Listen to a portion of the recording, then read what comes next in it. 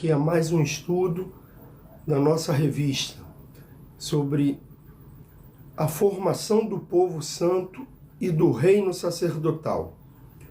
O tópico 2.1 diz Jacó e Esaú. É interessante e curioso notar que Isaac era filho de uma mulher estéril e, ao casar-se, o fez sem saber com Rebeca, que também era estéril. Após 20 anos de oração, ela concebeu e teve 2 filhos, Esaú e Isaque. Cercado por conflitos familiares que se iniciaram ainda na gestação, Esaú tornou-se mais apegado com Isaque e Jacó, por sua vez, com Rebeca. Após uma conturbada convivência, os 2 irmãos separaram-se e reconciliando-se depois de 2 décadas. Foi durante o trajeto desse encontro que Deus mudou o nome de Jacó para Israel, nome este que designou primeiramente o povo escolhido e que até os dias de hoje designa também o país. Assim, a formação das 12 tribos de Israel vem dos filhos de Jacó, entre os quais temos José, que após ser vendido por seus irmãos de escravo, tornou-se governador no Egito. Dessa forma, o povo de Israel formou-se no Egito. Nós vamos ver aqui que Isaac, ele teve uma mãe estéril, que a sua mãe era Sara. Todos nós conhecemos essa história, que Sara demorou muito a engravidar, mas quando engravidou, gerou a Isaac. E Isaac, após casar também, casou com uma mulher estéril. E ela veio a ter, depois de muito tempo de oração, ela veio ter 2 filhos gêmeos, que esses 2 filhos, eles já tinham um conflito dentro do ventre. Eu fico imaginando como essa mãe devia sofrer com aquele conflito ali dentro. E depois, quando ela dá à luz a essas crianças, ela começa a sofrer novamente com o conflito que eles tinham durante a sua adolescência, o seu crescimento. E depois, o sofrimento dessa mãe mais uma vez, quando esses irmãos se separam por causa, se a gente for analisar, de uma briga que ela mesma acabou ocasionando. Nós sabemos que Esaú era o primogênito e, por lei, ele receberia tudo, mas ele era o primogênito de Isaac. E ele se aproximou mais do pai. E temos Jacó, que era seu irmão gêmeo, mas saiu depois de Esaú, agarrado ao seu calcanhar. E Jacó era mais próximo da mãe. Como a mãe via que Jacó, em termos, era mais obediente e Esaú não, ela planeja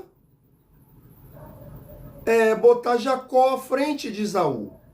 E nós também sabemos que Esaú, ele perde sua primogenitura quando ele vende ela por um prato de lentilha.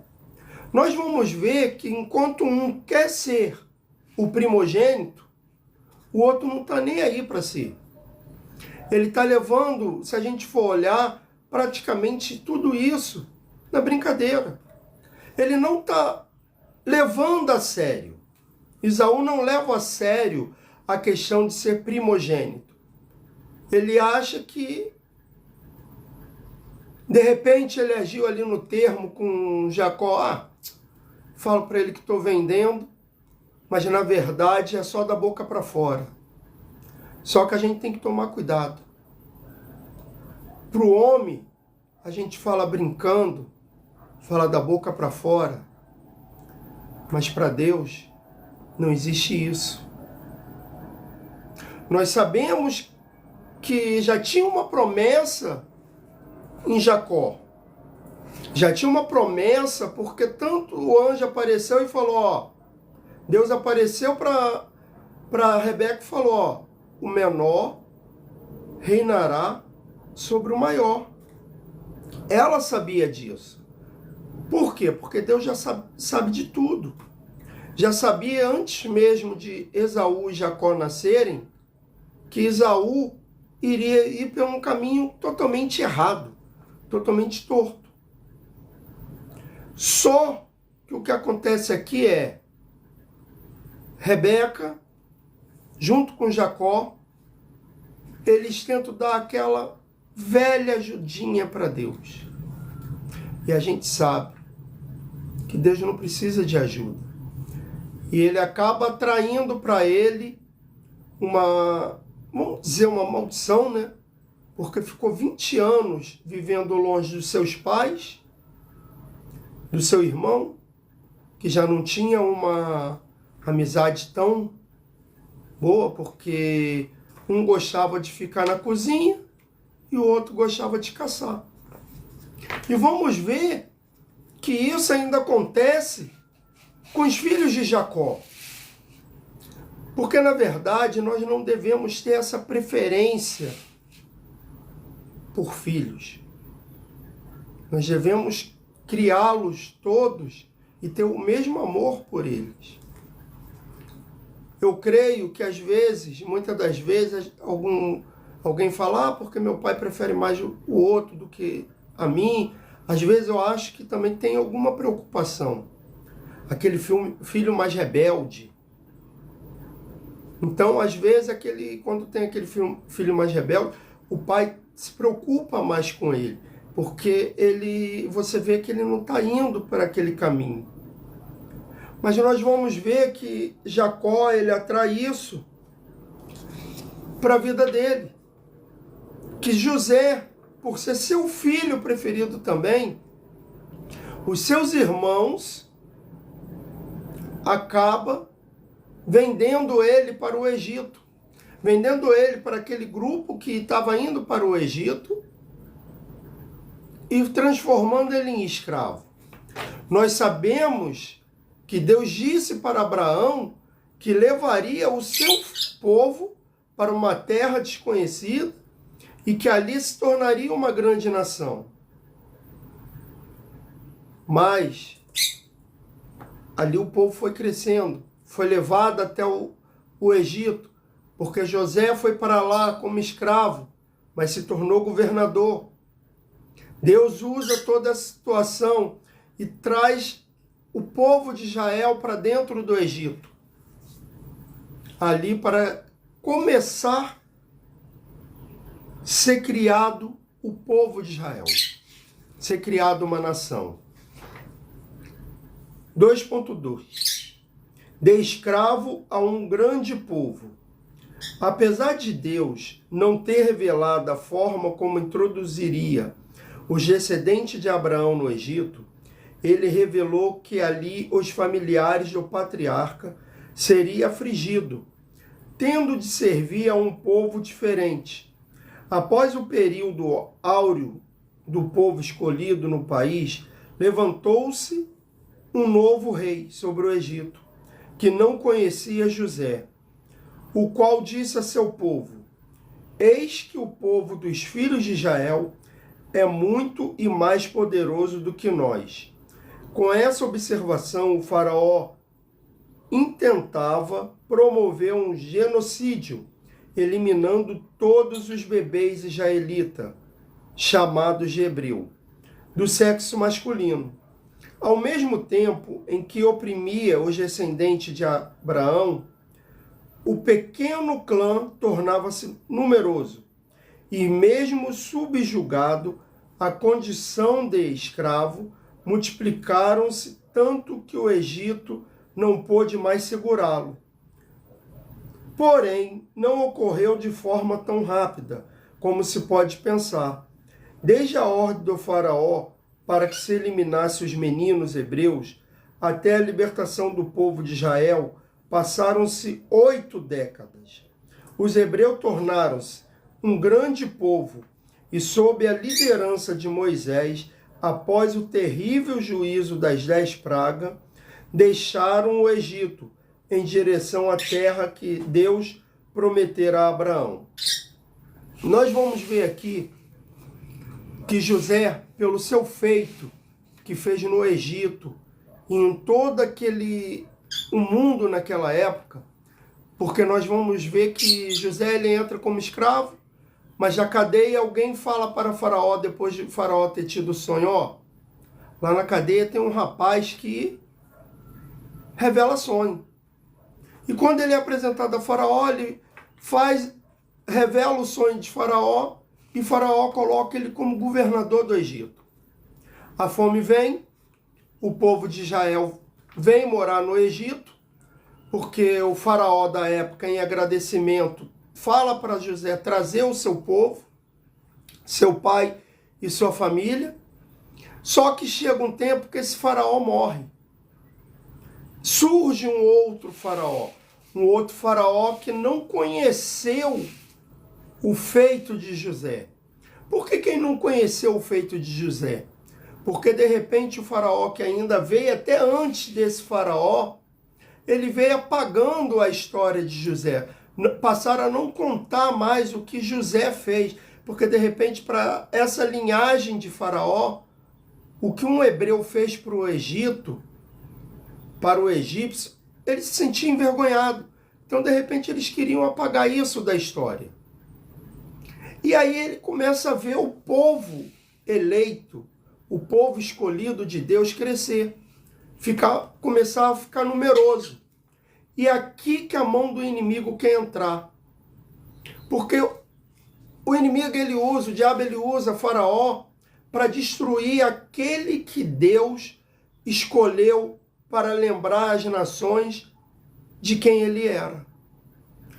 Olha comigo, vamos fazer as contas. Ele tenta destruir o povo de Israel de qualquer forma. Mas toda vez que ele oprimia o povo crescia. Aí ele tem uma ideia. Vamos matar todas as crianças. Mas, somente as crianças do sexo masculino. Olha o que olha o que o diabo quer fazer. Eu eliminando todos os meninos. Não vai ter uma geração mais de jovens, homens. As meninas, elas podem nascerem à vontade, mas os meninos não. O diabo eliminando toda essa geração de meninos, só quem ia ficar de homem seriam os velhos. Mas em algum tempo os velhos iriam morrer. E com quem essas meninas iriam ter que casar? Com os egípcios, com outros povos. E aí as linhagens dão continuidade através de quem? Do homem ou da mulher? É do homem. Então, se eu elimino todo menino, todo homem hebreu da face da terra, não tem mais como gerar uma geração eleita por Deus. Essa era a ideia do diabo. Só que o nosso Deus é maravilhoso. Ele não permite que isso aconteça, porque Faraó dá ordem às parteiras para eliminar todos os meninos. Elas falam, não tem como. As hebreias são mais ágeis do que as egípcias. Quando nós chegamos lá, já deu a luz. Então ele manda os soldados pegar aquelas crianças. Eliminaram muitas crianças. Só que Deus entra com uma ação e isso não acontece mais. E o povo hebreu continua crescendo. Porque a revista falou que são 8 décadas, 80 anos desse feito até chegar a saída, até chegar as pragas que Deus lança no Egito. Então, nós vamos ver aqui, o diabo ele pode tentar contra a nossa vida, contra a vida do povo de Deus. Mas Deus ele vai ir contra isso. E vai sempre ao nosso favor, a favor do povo escolhido. Hoje, nós fazemos parte desse povo escolhido, que nós estamos aqui proclamando o seu nome e mostrando para as pessoas quem realmente Deus é. E nós fazemos parte disso. Então lembre-se, o diabo pode até tentar te destruir, mas a mão de Deus vai pesar sobre a vida daqueles que tentarem agir contra a sua vida. O 2.3 vai falar de uma tribo nômade a uma grande nação, chamado para ser um reino sacerdotal, isto é, mediador da relação entre Deus e a humanidade. Israel recebera responsabilidade inerente aos seus privilégios. Todavia, desde a saída do Egito, tudo indicava que o povo teria muita dificuldade em cumprir o seu mandato. Mesmo assim, visando formá-lo, Deus promulgou leis e estatuto para educar e garantir que o processo de libertação iniciado no Egito fosse completo. Esse estágio de 40 anos de peregrinação no deserto era uma forma de Deus moldar o caráter de seu povo, punindo os ingratos e sempre oferecendo uma nova oportunidade, pois ele sabia o que aquela imensa tribo nômade que caminhava no deserto se tornaria futuramente, ou seja, uma grande nação que deveria repreender o que significava ser governado pelo Criador. O que a gente vê aqui? Deus, muitas das vezes a gente olha as pessoas, Deus ele fala assim, ó, eu vou converter esse povo, a mostrar a esse povo que me esqueceu quem eu sou novamente. Porque Deus ele começa com Abraão, só que o povo depois com Jacó vai para o Egito, só que o povo escolhido acaba esquecendo quem era o próprio Deus e acaba se contaminando com o Egito. E aí você vai ver que Deus ele tem que tirar aquilo de dentro do povo. E é isso que acontece hoje em dia conosco. Nós vivemos num mundo pecaminoso, um mundo que nos contamina, nos suja. Então, por isso que quando nós levantamos as mãos e entregamos nossa vida para Jesus, não é de um dia para o outro que a gente vai largar aquilo que nós praticávamos.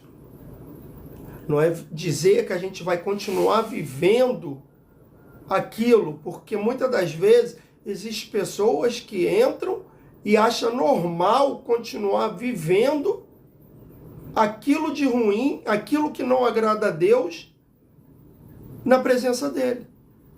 Só que a gente vai ver que aqueles que continuam fazendo aquilo que não agrada, que não é bom, Deus dá o castigo, Deus elimina.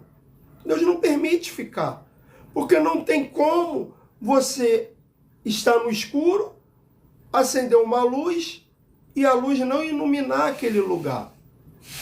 Se a luz não ilumina aquele lugar, o que a gente faz? A gente troca.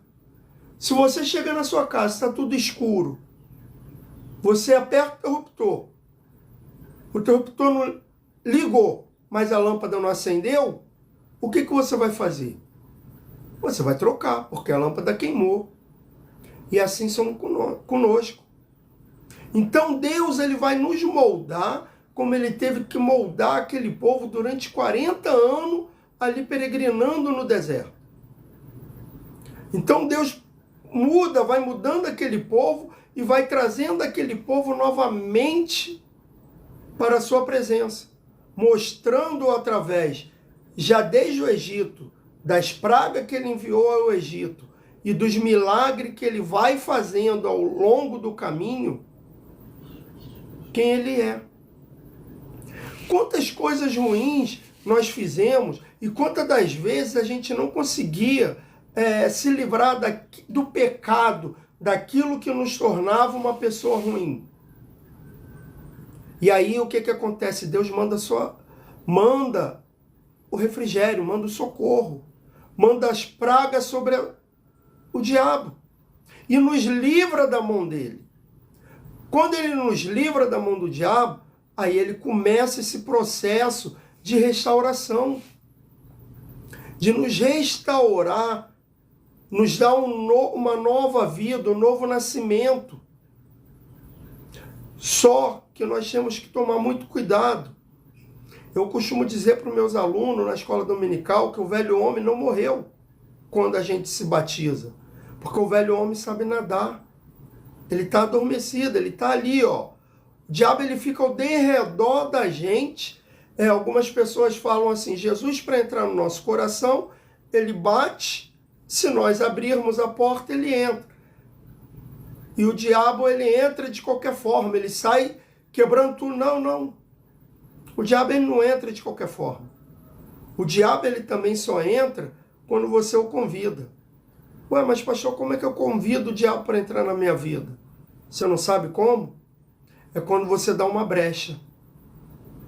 O diabo ele não quebra nada para entrar na sua vida. Ele não entra dentro da sua casa quebrando porta, janela, não. Ele entra na sua casa, na sua vida, quando você dá uma brecha. Se você der uma brecha, ele entra. Por quê? Porque o diabo está ao derredor esperando um vacilo seu. Um vacilo nosso. E aí ele entra naquela brecha. E aí a gente vai vendo que Deus ele vai cuidar de nós para que um dia a gente possa também cuidar daqueles que estão conhecendo a Deus a partir daquele momento. Então, ó, fico com essa lição hoje. Amanhã eu voltarei novamente. Estarei aqui para dar a terceira parte dessa lição. Que o Senhor Jesus venha abençoar a vida de cada um de vocês. Que Deus derrame suas bênçãos, suas curas e dê muita sabedoria para cada um de vocês. Até amanhã e que o Senhor Jesus vos abençoe.